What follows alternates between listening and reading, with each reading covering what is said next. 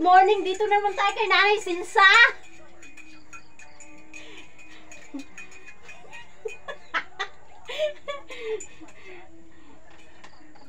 Mag-aalmusal si Nanay Silsa! Bangi naman yung ano. Inano ko na, hinimay ko. Yung... Ano ito nang binili Oh. niya? Oo, hinimay ko yan. Hindi mo naman kasi maano pag malaki. Ha? Mag-almusal tayo, guys! Ayan, nag-almusal na si Nanay Silsa. Ulam niya, kape pa rin. Gata, kape na may gatas. Asinsado na.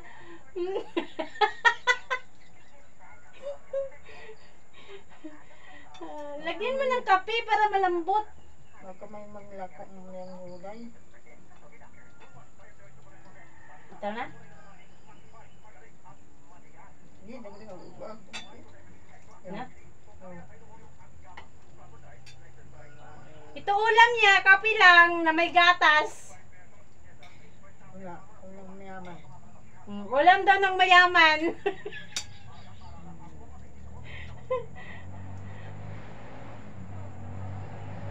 Nagpalit ka na ng diaper? Yung mga anak yan, pang... Di man na makaano ng pang-almusal na ano. Ganun talaga ang almusal dito sa bundok. Hindi katulad sa bayan, sa Kabiasnan.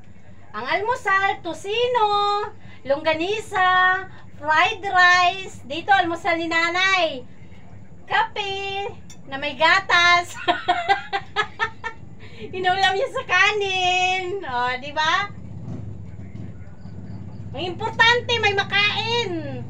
Importante nabubuhay.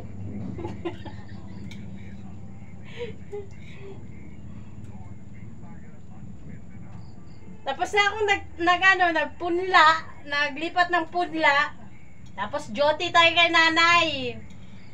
Pagtapos ni Nanay kumain, joty ulit tayo doon sa ating punlaan. Para magsurvey tayo kung saan natin itatanim yung ating mga patula, mga upo, pipino.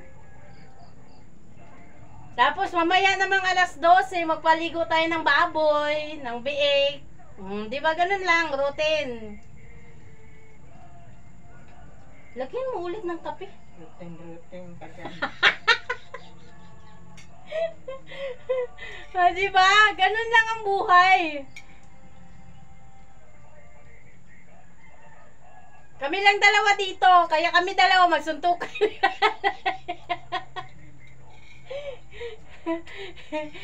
Sigaw siya kanina, kakain na daw siya eh. Ang layo ko doon ako sa payag ko, sa kubo ko. Isigaw siya, sabi, kakain na daw siya, kaya kawawa naman siya, walang kanin, walang ulam. Pero kung nakakalakad ka, punta ka na ng palengke. Bumili ka ng 10 kilong bangos. 10 kilong baboy. 10 kilong hipon. 10 kilong alimango. O, di ba? Tayo makatikim ng sigang na hipon ah. Gusto daw yung sigang na hipon. Baka naman. Charot.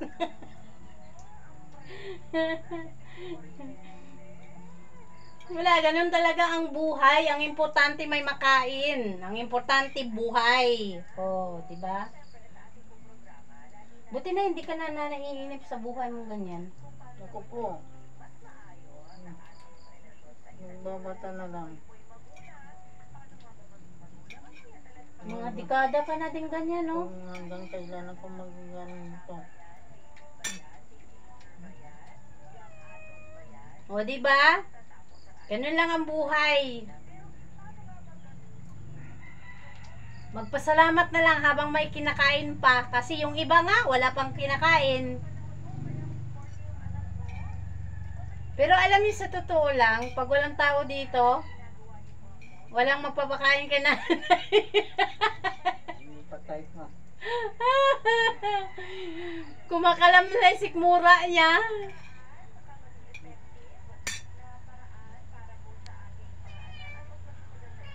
Kasi maglalagay ulit ako ng ano ng punlaan. Ililipat ko pa talaga yung yung upo kasi mayroon na namang patubo. Malamig na yata ang tubig. Di ba? Ganun lang. Kulot kape na mata ng katangkap. Ulam ni nanay, kape na may galas with kanin. Ayun si nanay, oh. Char. Kasi hindi na siya pwedeng maglakad-lakad kasi yung paa niya bumaluktot. Kahit gustuin mo siyang i-exercise, bumaluktot na po yung kanyang paa. Ayan, oh. Yan, bumaluktot na po. Kaganda-ganda naman talaga, oh. Ganyan na yung ulam niya, kape na may gatas. O, diba? O, pak. Tingin ka dito. Ang ganda-ganda mo. Don't shy your face. Ayan, ang aming nanay Celsa. Uy, masarap yung kanin yan. Masarap namin. Oh, ayan po. Masarap daw kumain yung tig 100 ang kilo ng bigas. Hindi naman may saratyado ni Colette kayo sa gabi. Oo. Kadating po. Kinanyaw niya yung asin sa kamatis. Oh, ayan na po ang aming nanay Silsa. Tumingin ka muna. Yung ano sana dito magdalang pagkain. Hoy, tumingin ka. Yung magdala sana ng pagkain dito. Oh, di ba kaganda ng aming nanay Silsa?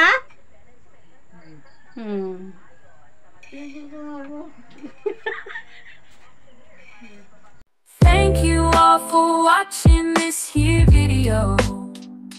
Please like and subscribe and follow. Much love from Little Yas to each of you. Content creator.